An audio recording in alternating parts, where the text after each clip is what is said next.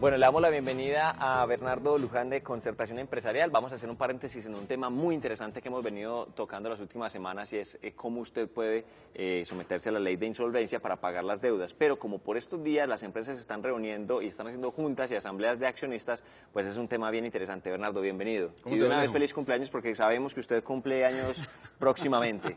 Entonces, hombre, siempre ha estado aquí día de elecciones con nosotros en el canal y pues hay que aprovechar para saludarlo. Bueno, ¿cuándo deben reunirse los socios de una empresa? Bueno, hay dos tipos de reuniones en las empresas. Serían las reuniones ordinarias y las reuniones extraordinarias. En este momento no solamente en las empresas se están dando las reuniones ordinarias, sino además en las copropiedades. ¿Cuáles serían las ordinarias? Aquellas que establecen los estatutos que se deben reunir antes del 31 de marzo de cada año o si no son citados oportunamente, el primer día hábil del mes de abril se reúnen a las 10 de la mañana en las instalaciones de la empresa y ahí harían una reunión absolutamente válida, aún sin haber citación.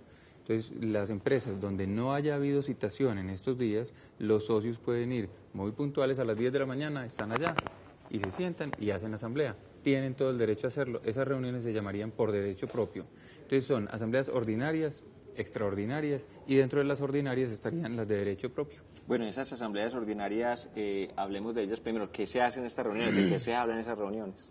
Bueno, primero se hace un análisis de todo lo que fue el año pasado. No son necesariamente este año pasado, sino cada año pasado, obviamente, en su momento. Se analizan los estados financieros, se ve el resultado o la gestión de lo que haya hecho el gerente y si hubo junta directiva también de la junta directiva y obviamente de todos los estamentos internos dentro de la compañía.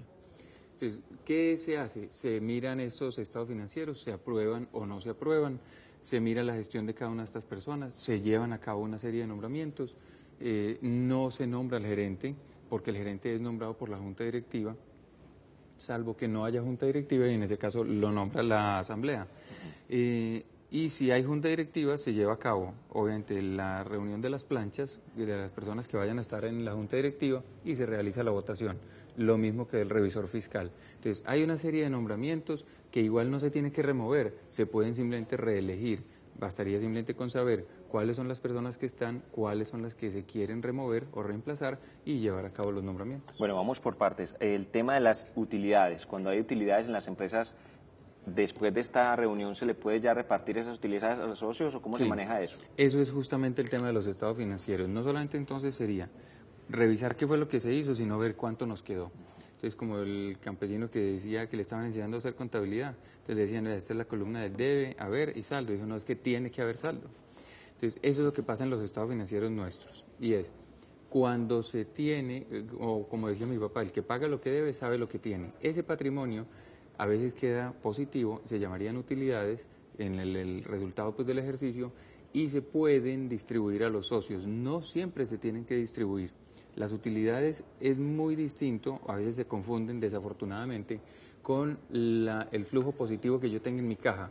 Es muy distinto que yo tenga plata en el bolsillo a que yo tenga utilidades en mi bolsillo, porque la plata que yo puedo tener puede no ser mía. Eso mismo pasa en las empresas y puede haber empresas que manejen mucha plata en el banco, que manejen mucha liquidez, pero no necesariamente son empresas rentables o no necesariamente toda esa plata es de utilidades. Yo, por ejemplo, vendo una compañía, vende un carro de 100 millones de pesos y puede ser que lo esté vendiendo al costo para simplemente liberar capital de trabajo. Entonces, no siempre la venta conlleva rentabilidad.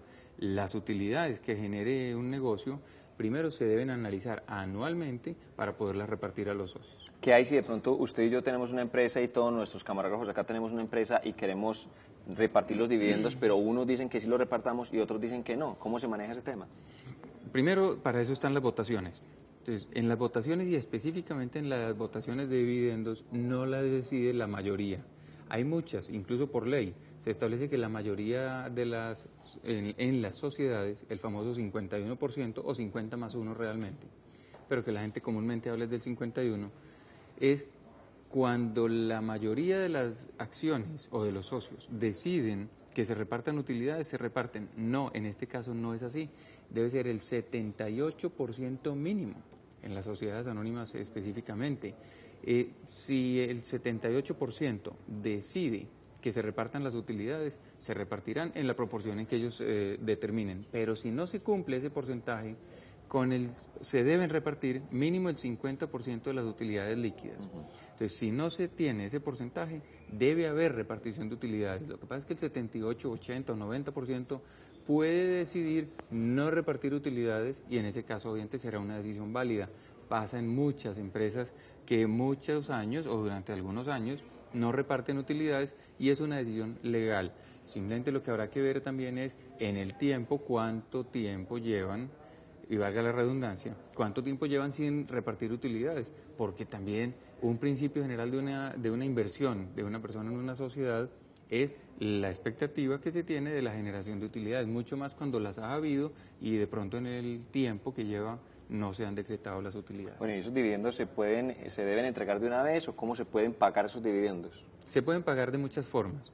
Una cosa es que efectivamente haya un derecho a favor de un socio y otra cosa es que se tengan que pagar de una vez. Entonces se pueden pagar de una, o sea, de un solo contado si se quiere, porque haya la plata en tesorería, pero es que los dividendos no necesariamente conlleva liquidez en tesorería. Puede haber unos dividendos porque se ha generado una utilidad, pero esos dividendos pueden estar invertidos en un activo. Entonces yo puedo decir también, decisión de la Asamblea, que se reparta el X% de las utilidades, no tienen que ser todas, porque parte puede ser destinada a una reserva con una destinación específica, pero que las utilidades que se vayan a repartir se paguen cuando se venda un determinado activo o que se paguen en cuotas mensuales. Entonces yo digo, a cada socio, en la proporción que cada uno de ellos tenga dentro del capital de la compañía, en el caso tuyo, por ejemplo, en la sociedad que tenemos aquí con todos los camarógrafos, te habría de corresponder 10 millones de pesos o 12 millones de pesos para una cifra exacta dentro de los meses. Se debe repartir los dividendos dentro de los 12 meses siguientes a la fecha en la cual se están declarando o decretando los dividendos. Entonces tenemos a partir de ahora 12 meses para que paguen los dividendos. No se tienen que pagar todos de una vez, ni se tienen que pagar en cuotas, se pueden pagar dentro de 6 meses o que queda a disponibilidad o discreción de la gerencia para que de acuerdo con su flujo de tesorería se paguen antes de 12 meses. Entonces habría que convenir de pronto, viendo las necesidades de la empresa y obviamente lo que se vaya a repartir de los socios, a los socios, ver cómo se les podrían pagar. Bueno, entonces ya lo saben, hasta el 31 de marzo, o sea, de este mes, hay posibilidad entonces para que se reúnan las empresas, hagan su junta de asambleas para analizar cómo va la empresa y obviamente qué pasó el año pasado. Si ustedes tienen dudas en sus empresas con respecto a este tema, y cualquier otro tema del ámbito legal, pues pueden contratar precisamente a Concertación Empresarial. Allá con mucho gusto llaman, separan la cita y los atendemos. Ahí tienen entonces la opción, una recomendación que les damos desde Muy Masculino. Bernardo, feliz cumpleaños y muchas gracias. Muchas gracias, me alejo.